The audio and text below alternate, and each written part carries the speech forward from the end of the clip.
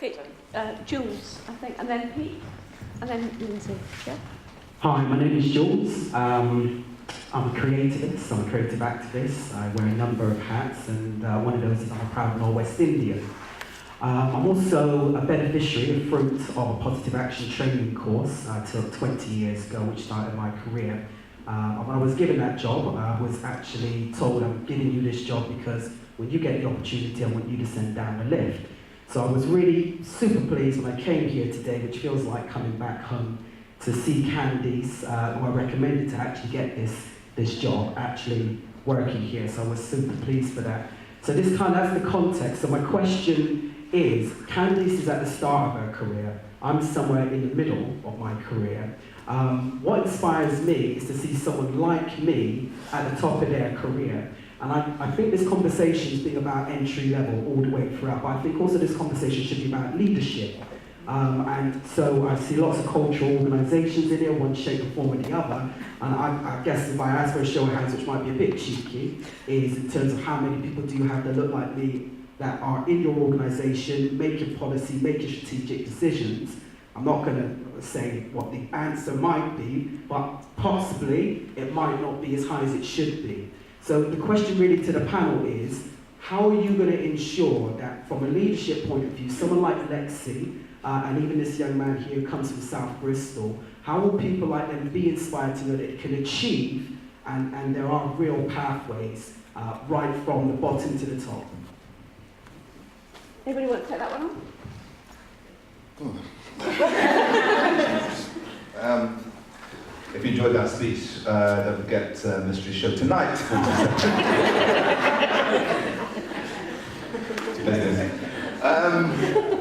I've taken this one because I also was a positive action trainee, and I suppose I do lead two organisations on my own consultancies I've said, and also lead Ujima Radio CIC. So, and then also I'm going to sidestep your question slightly, Jules, because conflict of interest. But I'm going to address it to the politicians who have spoken already. On that 3 speaks so far, in terms of I couldn't get a chance to chip in earlier. We, in terms of getting up and ready people, and also that leadership path, because I came in, I grew up in Large Spectrum, so a similar working class environment. I spent a lot of my time working in St Paul's and Easton, again, similar working class environment, same social economic problems, and then being downtrodden in terms of that. That's certainly the feeling you have when you're down there. What we kind of need, certainly through Ujima, is resources. Okay, and you can go straight to it, because we're a volunteer organisation, 150 people in terms of that. We have none of these fantastic facilities, and we thank Carolyn for being the torchbearer and the path leader in terms of that. This is where we kind of want to go. We don't own our own building, we have no infrastructure. We've created those programs that I spoke about earlier in terms of our citizen journalism model, where we've connected the people like yourself, Andrew, in terms of politicians, and you, Helen, and we've connected them to leaders. We've taken those individuals. They've never met politicians before. They're from the can't vote generation. Either they can't through problems of their own, or they just say politicians are corrupt. Politicians are corrupt. Okay, well, we've got prospective candidates, who was then, George Ferguson coming through. We've got Marvin Rees coming through in a minute, Dan Emmerich coming through in a minute, or John Rogers from the Dems coming through the door in a minute. Tell them that. Oh, I'm not going to say that. Well, okay. Find a way of expressing your views and the views of your peers, and that puts them in a position of power, and they're suddenly growing up through that. So that's where the connecting comes into that. But we're on our knees. I'm going to tell you straight. I'm a volunteer in terms of that. I don't take a salary. We have no paid members of staff in terms of that. From the project as a social entrepreneur, that's what we'll pay me in terms. But in terms of my director and chair role, and that the board, and the 150 people behind me, we don't have any of that infrastructure. So that's what we're going to need. And at the moment, we are incubating talent. They're there. We haven't just from the Dubplate to Dubstep project through to the citizen journalism project and creative activism project that we've run. We've incubated that talent. They're still with us. They're still like, attach yourself to a program. Sam will lead the train through. It will come. All right. It will come sooner or later. But it has to come soon, because we kind of need that infrastructure and that resource and that support. Okay, thank you. And I suppose what I'd like to say is that what we need is, I fully support, what we need is the connection to the politicians, to the policymakers, but we need connections to the business. We need better relationships with the businesses, the prospective businesses. We need partners, we need advocates, not just from our sector. We need advocates for what we're trying to do, based out of the belief that what we're trying to do is worth doing. Sorry, Pete. Can I try not use a microphone, so otherwise it's tough to say that. Sam, your presentation was one of the most concise, nuts and bolts, no nonsense presentations around this issue that I've heard for a while. Can I just make an observation and then ask for the panel's comment to approach this from both directions? The technology and the development within the creative sector is changing so fast now. This is why it appeals to the widest range of new starters coming into the industry. When I started 20 years ago, I needed £70,000 worth of kit just to produce or read this weather maps. I'm now producing a whole series worth of animation for something like Scrapping Challenge on 90 quid's worth of software. This is why these kids from these areas, just with brilliant personalities and creativity, should be encouraged. I think the bit that seems to be missing is this is brilliant, but without companies succeeding and bringing jobs to the West Country and to Bristol specifically. My problem is, Paul's heard me bang on about this a number of times. If you ask anyone already running their own company in Bristol, who promotes us as creative? There's hundreds of us, and what we need to do is this conversation needs to plug in to all of those organisations to attract that new business, to provide work and opportunities for these kids to come into. Yeah, no, I completely agree. Having worked both sides, I've freelanced as well for 15 to 20 years before I was at the media centre. That's the thing, the first thing as skills advisor I'm really banging on about actually, is that, you know, my job there, as I see it, is to take these conversations, these reports back into the LEP with Paul, and to get the recognition that, you know, that these media sector organisations, all this work that's going on the ground, the apprenticeships, traineeships, to get it recognised in the commercial sector. And like Carol said, that, you know, we have to, as an industry, take responsibility for that. What I would like to see is that every new company that comes into the enterprise zone that relocates, there is a, you know, they have to take on 5 traineeships, or they have to take on 3 apprenticeships, and, you know, that's part of them coming to work here. So that's the sort of thing that, you know, I'm trying to advocate. The Creative Skills Hub is about connecting industry into these conversations. So like Sam said, it's small steps, but I think we do need to move quite quickly on it. And I did invite a lot of industry here today. I think we've sent it out to over 400 people in industry. You know, so those that came, thank you very much for coming and listening to this, because I think it is really important, and we will make sure that this, you know, all goes back up. And it is, I have put stuff into the exec board at the LEP about, you know, about the work that's going on here, and I've made everyone aware of the ELEBCIS report, so Paul and I are working on that. Okay, Nicky. Lindsay. Hi, I'm Lindsay from Real Ideas Organisation. A couple of one point and a sort of bit of a question. The first one was about schools, and following on from Laura's comments. Schools are absolutely radically changing at the moment. The way they work, the way they see themselves, what they see their opportunities are, they become, I would say, social enterprises. I think that's what an academy or a trust is, it's a social enterprise. And I think that we just have to think quite imaginatively about how we really work with school leaders in different ways. So I think that's a real opportunity and really encouraging. Then the sort of second point, really, which was following up on Paul's point about ecology, is, I suppose, my experience in all of this is, actually, philosophically, I don't think I've ever come across anybody who doesn't believe all this. Everybody sort of agrees with it. But it's actually the devil's in the detail. That's why these things don't work. And an awful lot of it is the way that money flows and the way that, or doesn't flow.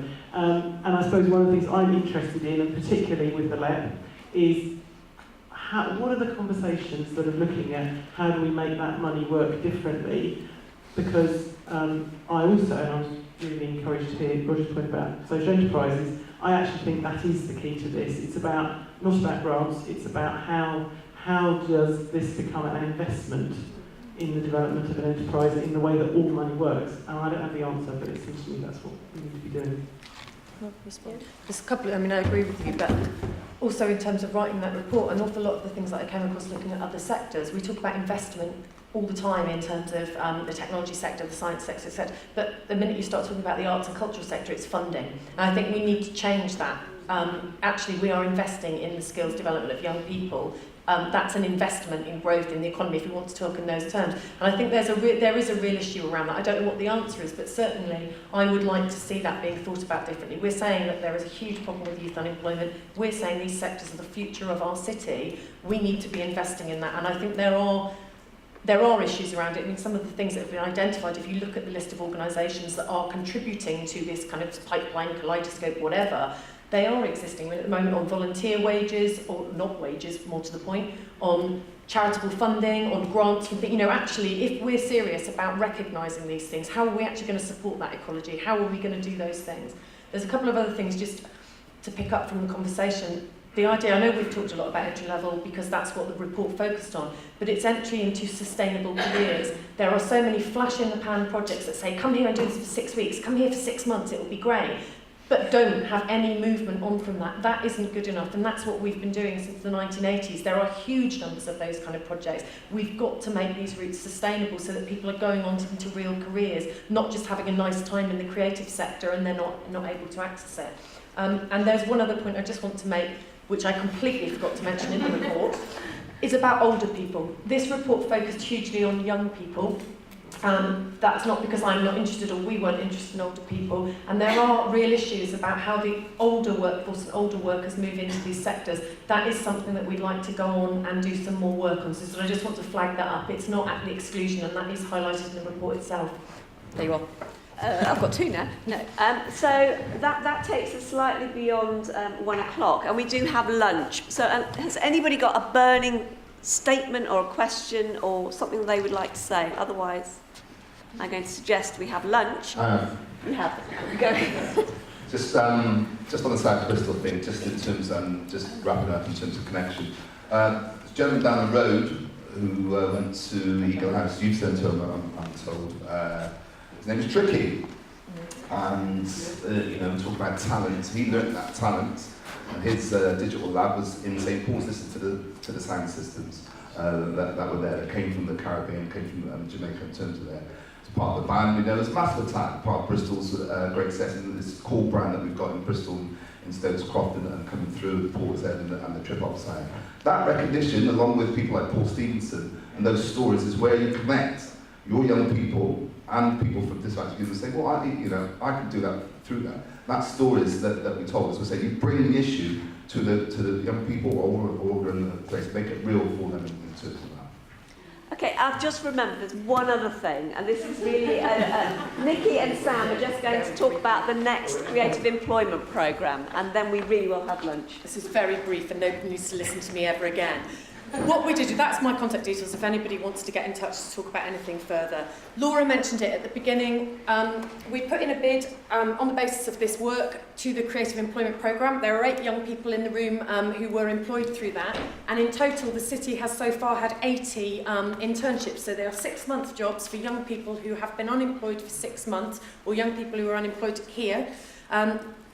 We've got 8 working here, 72 across the city, working in 16 different arts organisations between now and March 2015. We've also got an administrator who will be managing that kind of stuff, who is going to be based with Nicky in the Creative Skills Hub. We want to put together another bid to that scheme, which now opens out across the region, so that we are working across the west of England. If you'd like to get involved, if you are a company that would like to be involved, I'm going to be very brief. If you employ somebody who is 18 to 21 and you employ somebody who has been unemployed for 6 months, they are eligible for the youth wage incentive, which has become the bane of Julie's life over here. It doesn't cost you anything, but what it does cost is obviously your time and commitment in having them in your company. The point of it is it comes out of this report. It's not a kind of fanciful thing. getting that first job, as Carolyn said, getting access to that experience and to those networks can be really meaningful in moving people on into a second job and into a career. So if you are a business that would like to get involved in that, please get in touch with Nicky. Her email is there. If you employ somebody who's 18 to 21, as I said, it's completely covered by that. If you employ somebody who is 21 to 24 and has been unemployed for 6 months, so eligible for the youth wage incentive, it will cost your company £300 to have somebody working for you for 6 months. We think that's a really good scheme. We think through the Arts Council, the Creative Employment Programme is excellent in really providing that step that's been identified again and again as being really crucial for young people who want to work here. So if you would like to get involved, over lunch, after lunch, whatever, please grab Nicky, or speak to her anyway, and she'll be able to tell you more about how you can get involved. What I'd also like to say is that please go out and talk about this and be our advocates. And also for the 80 young people already on the scheme, I'm really keen to look at now the succession of those young people, what happens to them next, and what are their second jobs. If anyone is keen to host one of those for work experience, so they can get a taster of other, other places where they can work, or keen to take them on afterwards, after that 6 months, also let me know, and I might connect you with those organisations that have those interns. Because they're going to come out to work ready after those 6 months. Absolutely they are. Thank you very much. Can I do a plug as well? Just while we're here, 4th of November in the Colston Hall, there's a thing called Digital Bristol Day, Nicky's involved in. The afternoon in particular is about skills, about smart recruiting. You can hear firsthand from the kind of people that organise the recruitment within the creative industries. It's in Colston Hall. You can Google it. There's a Bixby code for logging in. If anybody wants one of these flyers, I've got some. But do come to that, because that will help us move this forward. We've got a lot of work to do in this space, and the more we're doing it in parallel with particular projects.